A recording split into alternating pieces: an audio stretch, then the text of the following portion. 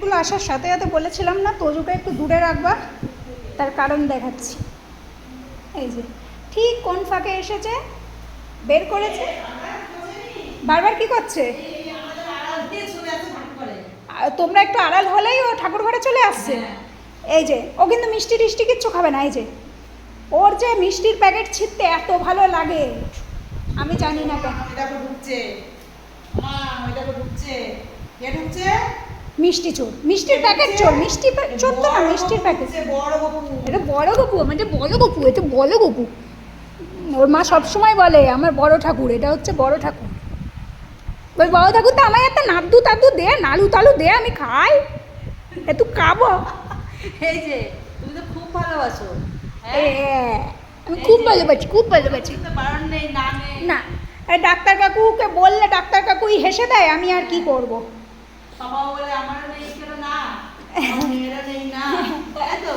ওদের কোনো কিছু তো না, ওর নজর সত্যি কথা ওর ঠাকুর ঘরে। গপু দাদা খাচ্ছে, গপু দাদা একটু লাঞ্চ টাঞ্চ করে নিক। এই গপু দাদা আমি কি আসবো, কোনো হেল্প লাগবে? এটা টিপু পড়াতে হবে পাখিটাকে। এই আমি আসছি, বল।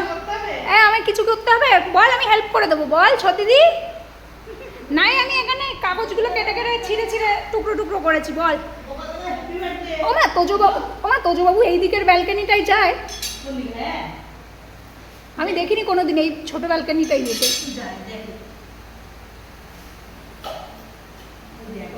না ও ওই দিক দিয়ে যাচ্ছে।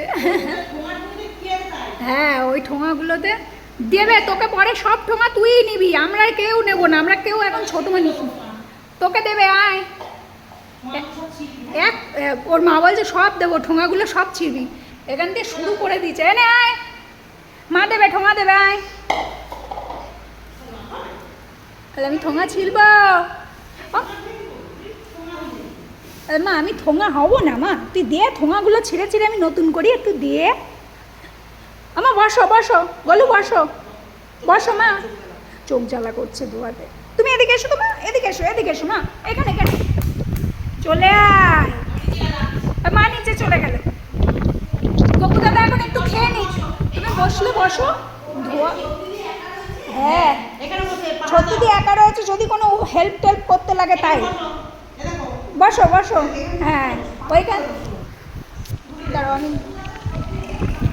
হ্যাঁ নাও শো, এখানে একটু রেস্ট নাও, আর এখান থেকে ফলো করবা সত্যি দিকে। হ্যাঁ যদি কোনো হেল্প লাগে তুমি হেল্প করে দেবা, ঠিক আছে? হ্যাঁ।